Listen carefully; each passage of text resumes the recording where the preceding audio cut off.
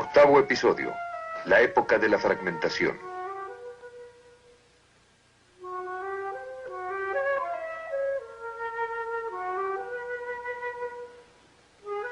Monet, Renoir, Pizarro, Sisley y Degas eran naturalistas, como se llamó entonces a su pintura. Eran impresionistas. Pintaban lo que les impresionaba a la vista. ¿Pero había realidad detrás de las ondas de luz que les llegaban a la vista? Después de 1885, Monet llevó esto hasta su conclusión y la realidad tendió a transformarse en un sueño. El impresionismo abrió el camino para que el arte llegara a ser el vehículo del pensamiento moderno. En tanto la realidad se transformó en un sueño, el impresionismo se vio desplazado.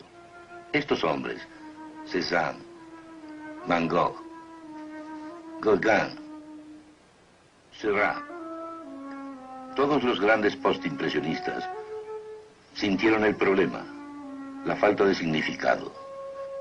Decidieron resolver el problema, encontrar una forma de regresar a la realidad, a lo absoluto, más allá de las cosas individuales, más allá de los particulares. Finalmente, fracasaron. No estoy diciendo que los pintores estuvieran conscientemente pintando su filosofía de la vida, pero sí digo que en su obra en general, su concepto del mundo se reflejaba a menudo. Cézanne redujo la naturaleza a lo que él consideraba las formas geométricas básicas. En esto buscaba un patrón universal que abarcara todo tipo de cosas individuales en la naturaleza misma. Esto dio una apariencia mutilada y fragmentada a sus pinturas. En sus bañistas hay mucha frescura, mucha vitalidad y absoluta maravilla en el equilibrio de la pintura en general. Pero pintó no solo la naturaleza, sino al propio hombre en forma fragmentada. Quiero enfatizar que no estoy minimizando a estos hombres como hombres. El leer a Van Gogh en sus cartas es llorar por los tormentos de un hombre sensible. Tampoco minimizo su talento como pintores. Sus obras, sin duda, son a menudo de gran belleza.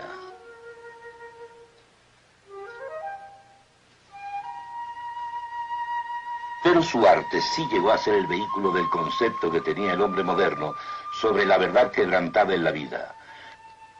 La pintura pasó de la unidad a la fragmentación, al igual que la filosofía. En 1912, Kandinsky escribió un artículo diciendo que, al ver que la antigua armonía, que era una unidad de conocimiento, se había perdido, existen dos posibilidades únicamente: extrema abstracción o extremo naturalismo. Ambas, decía, eran iguales. Con esta pintura, el arte moderno apareció. Picasso lo pintó en 1907 y lo llamó Las damiselas de Avignon. Une así la fragmentación de Cézanne con el concepto de Gauguin sobre el noble salvaje, empleando la forma de las máscaras africanas que eran populares en el círculo del arte parisino de esa época. En las grandes obras, la técnica se une al concepto del mundo, y la técnica de fragmentación encaja bien con el concepto del mundo del hombre moderno. Un panorama del mundo fragmentado y del hombre fragmentado, y un completo rompimiento con el arte del Renacimiento que estuvo basado en la esperanza del hombre humanista. Aquí el hombre está hecho para ser algo menos que hombre. La humanidad está perdida. Hablando ahora sobre Picasso, de la colección privada de sus grandes obras, David Douglas Duncan dice: claro está que ninguna de estas pinturas fue en realidad un retrato, pero es la profecía de un mundo en ruinas. Pero Picasso mismo no podía vivir con esta falta de humanismo. Cuando estuvo enamorado de Olga y más tarde de Jacqueline, no las pintó de una manera fragmentada. En momentos cruciales de sus relaciones, las pintó tal y como eran, con todo su talento y toda su humanidad. Y cuando pintaba a sus propios hijos, no empleaba sus técnicas y presentaciones fragmentadas.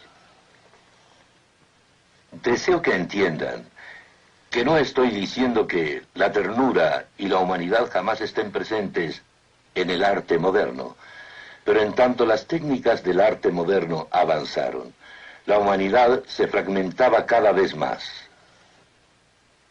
Lo opuesto a fragmentación viene siendo unidad. Y los antiguos pensadores filosóficos creyeron que podían obtener esta unidad a partir de una base humana. Y luego se olvidaron de esto, y el pensamiento moderno ha aceptado la fragmentación como un fracaso, en realidad un fracaso que la mentalidad humana, partiendo de ella misma, no puede obtener una unidad de ideas y de vida. Por unidad entendemos que es lo que incluye todas las ideas y todo en la vida. Y esto puede obtenerse, claro está, si Dios ha hablado y no ha permanecido silente, y al brindarnos los hechos que el hombre no encontraría por sí mismo. Entonces hay unidad, dentro de la cual está toda esa maravillosa diversidad que el hombre puede estudiar, y en donde tiene un lugar unificado, ya sea en el conocimiento o en los valores, en la vida.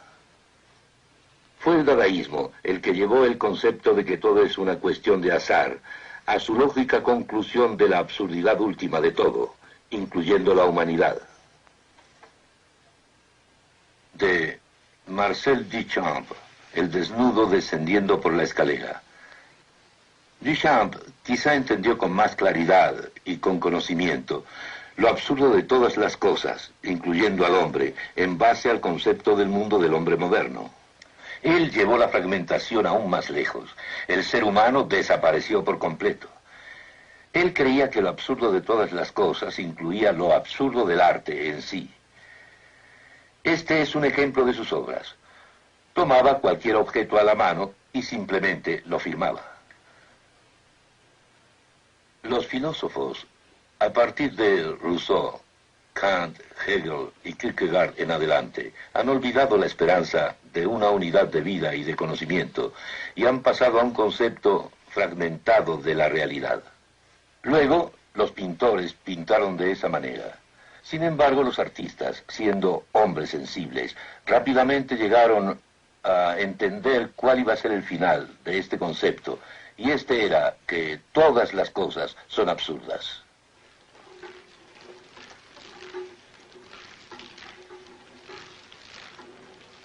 El norteamericano Jackson Pollock es tal vez el ejemplo más claro, al pintar deliberadamente, de una forma que nos dice que todo es fortuito. Así fue como Pollock creó algunas de sus obras. Así sus pinturas fueron un producto del azar. Un momento, ¿acaso no hay orden en estos rasgos de pintura? Sí, porque verán, no era en realidad el azar el que daba forma a sus lienzos. El universo no es un universo fortuito, tiene un orden. El movimiento de esta lata de pintura que se columpia sigue el orden del universo en sí. Este no es lo que estos pintores dicen que es. Fue una filosofía humanista en bancarrota que primero enseñó que la razón conducía al pesimismo y el optimismo solo se puede encontrar en el área de la sinrazón. Esta básica idea se filtró directamente en el arte, y luego en la música clásica, y luego en la música popular.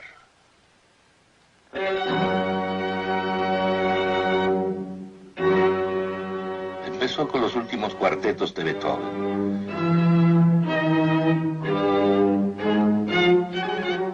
No es que sean modernos, pero fue un cambio de la música anterior.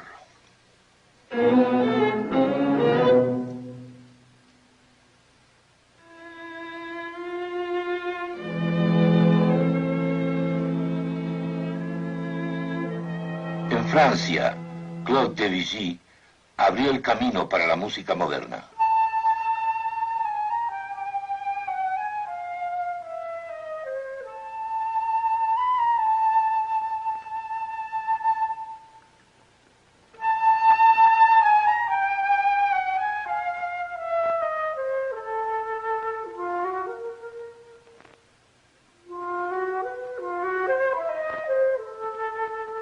Muchos de nosotros sentimos una profunda admiración por su música y en verdad la disfrutamos mucho. Pero Debussy abrió el camino no a no resolver nada, como los compositores alemanes lo hicieron, sino para la fragmentación. Una fragmentación paralela a la fragmentación de la pintura. La fragmentación fue de gran influencia en casi todos los compositores subsecuentes en la música clásica, así como en las formas últimas de jazz y rock.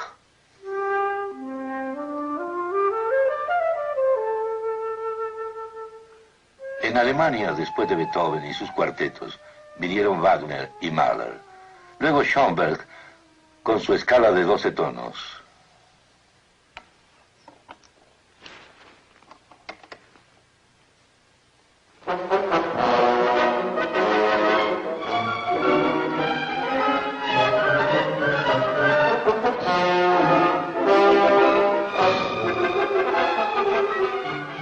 Aquí hay perpetua variación, pero jamás resolución.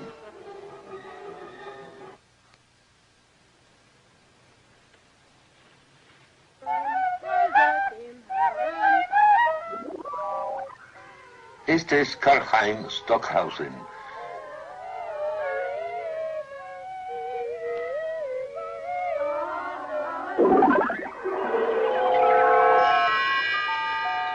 Estamos escuchando una partitura de música electrónica. En lo que se refiere al elemento del azar, fue parte de la obra de Stockhausen, que es lo que lo une a John Cage.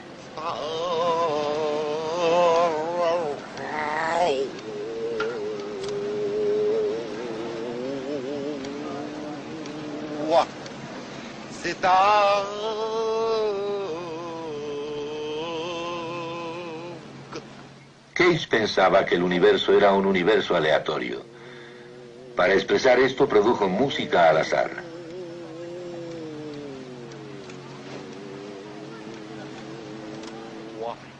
Esta música se transformó en auténtico ruido.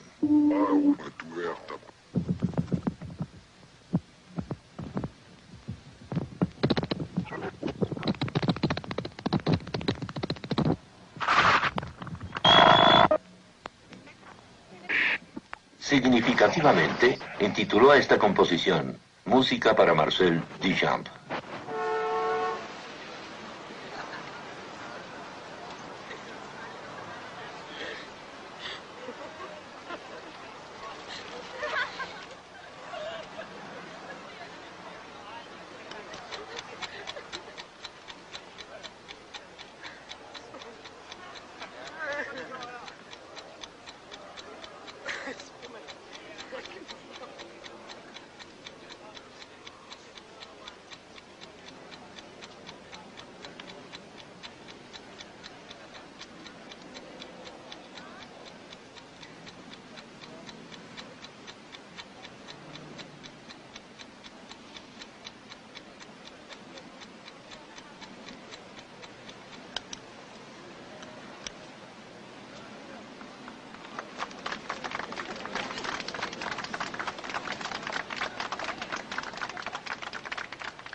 John Cage fue otro que no podía vivir con este concepto del universo fortuito, porque no encaja en el universo que existe.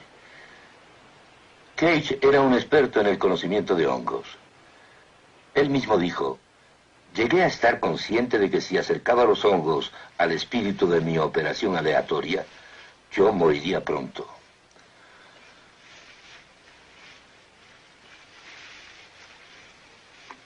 Su teoría del universo no encajaba en el que ya existía.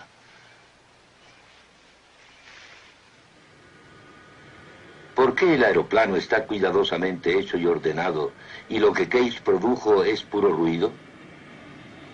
Porque el aeroplano debe volar en el universo que existe, y hay un orden de líneas de flujo en el universo que existe.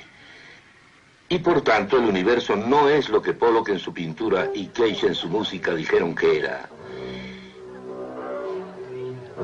Y debido a que la música de Cage no encaja en lo que el hombre es, tiene que ser cada vez más y más espectacular para mantenernos interesados.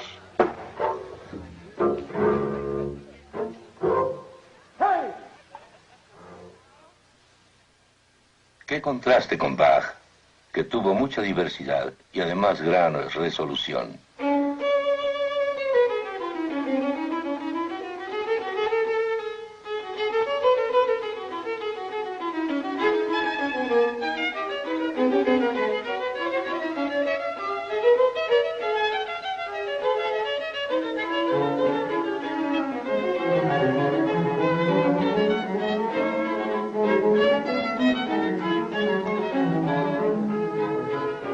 Bach, como cristiano, creía que existía resolución para el individuo y para la historia.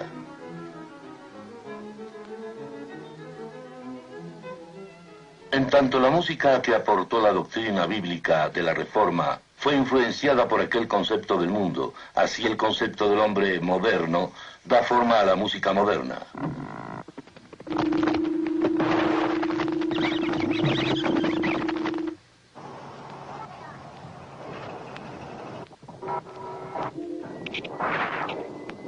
¿Aún esto es arte? ¿No es acaso una afirmación filosófica o intelectual meramente? Separada de la plenitud de qué es el hombre y qué es el universo. Al tender a ser solo una afirmación intelectual en lugar de una obra de arte, se ha transformado en un arte anti-arte.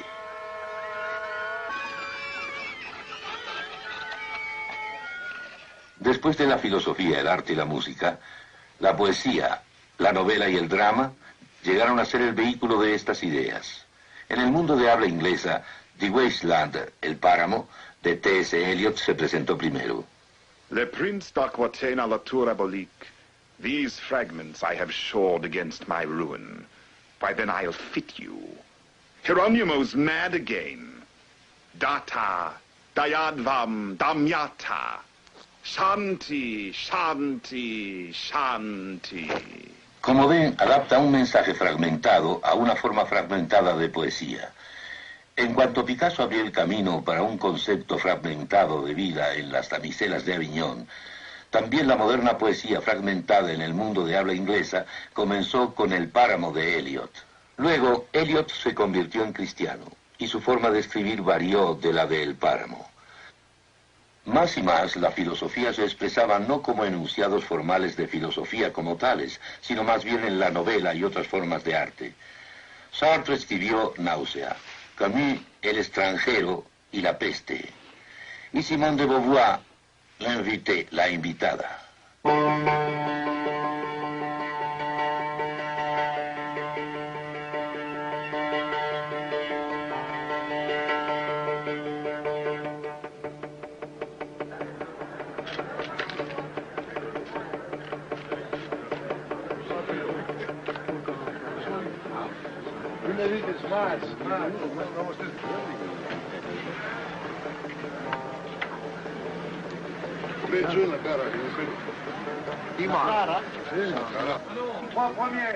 En los años 60, algunas de las afirmaciones filosóficas básicas se lograron a través del cine. Y al llevarse al cine pudieron llegar a un mayor número de personas, lo que jamás se había logrado mediante la pintura o la literatura, y menos aún mediante los escritos de los filósofos. Algunas de estas películas fueron El silencio y la hora del lobo, de Bergman, Julieta de los espíritus, de Fellini, Blow Up, de Antonioni, y Bella de Día, de Buñuel. Mostraron pictóricamente y con gran fuerza qué sería la persona si fuera solo una máquina, y qué sería si además la persona tratara de vivir en el área de la sinrazón. En el área de la sinrazón no hay forma de distinguir entre el bien y el mal, o bien entre lo que es objetivamente cierto y lo que es ilusión o fantasía. Un buen ejemplo es Blow Up, de Antonioni. El cartelón de la película dice: asesinato sin culpa, amor sin significado. En la película no hay hechos patentes en cuanto a los valores morales, ni en cuanto a categorías humanas. Blow Up carece de héroe. El único que hay es el no héroe de Antonioni. Lo único que hay es la cámara que va haciendo clic, clic, clic. El factor humano ha desaparecido. Varias películas de ese periodo fueron muy lejos. El año pasado en Marienbad, Julieta de los espíritus, La hora del lobo y Bella de día. Estas querían expresar algo mucho más profundo. Decían que el hombre moderno, al caer en el área de la sinrazón, no solo no tenía categoría alguna, o moral, o valores humanos, sino que no tenía certidumbre para distinguir entre realidad e ilusión. Picture has a realistic line. They are not... Luis Buñuel. Director Bella de Día.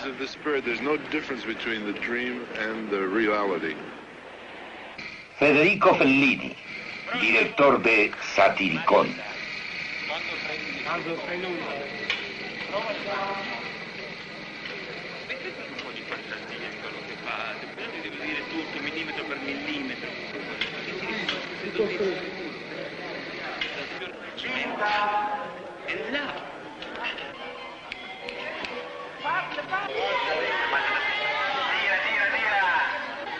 It is my only way to live in reality. You know, it's for a creature. I think that what he does is only reality. E urlate l'altalena dell'amore, tante volte dovete dire l'altalena dell'amore. Pronto? Come on! To don't give meaning to the reality means that you don't understand no more reality. A reality can appear also like a monstrum, things without any meaning. Bergman fue un claro ejemplo en este respecto. Dirigió La Hora del Lobo, en donde uno no puede notar la diferencia entre lo que es real y lo que es fantasía. Lo que se exhibía estaba sucediendo realmente o estaba en la mente de uno de los personajes. Si la persona piensa a partir de ella misma y cree que vive en un universo en el que no hay un Dios personal que hable, un universo como el que Bergman indicó en su película El Silencio, entonces no tiene una manera final de distinguir entre realidad y fantasía o ilusión. Pero Bergman, como Sartre y Camus y los demás, no pudo vivir de acuerdo a su propia posición, y por lo tanto, la música de fondo de la película El Silencio son las variaciones de Goldberg para Bach. Bergman dijo, hay una pequeña parte sagrada en el ser humano, en donde la música habla. Bergman dijo también que mientras estaba escribiendo el guión para la película El Silencio, tenía puesta la música de las variaciones de Goldberg para Bach en su casa, y esta música interfirió en lo que estaba siendo preparado para la película.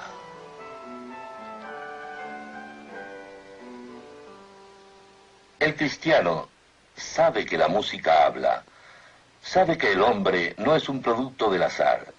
El hombre está formado a la imagen de Dios, y sobre esta base es comprensible que la música sea música para el hombre. Y debido a que Dios ha hablado en la Biblia, no hay entonces silencio, y existen verdades concernientes a los valores morales y a los humanos. Y existen categorías sobre las cuales distinguir entre realidad y fantasía. Para la gente en la posición humanista, esto no es así. Dentro de esta posición no hay base para conocer. La cristiandad no es romántica. La Biblia no es romántica en cuanto al hombre, pues es visto como ser caído, es visto en rebelión, es visto como rebelde contra Dios. Con toda la generosidad de Dios y con todo su saber, tiene, por un lado, el circundante universo y su forma y la masculinidad del hombre, y por otro lado, el más detallado conocimiento de la Biblia y la revelación en Cristo. El hombre es un rebelde, y como la cristiandad no es romántica, no cree que esto se pueda pasar por alto. Pero habiendo dicho eso, el cristiano no es pesimista. No es pesimista en dos puntos. Primero que nada, la historia debe tener una meta. Parte del mensaje cristiano es que Cristo va a volver, y esta es la solución final.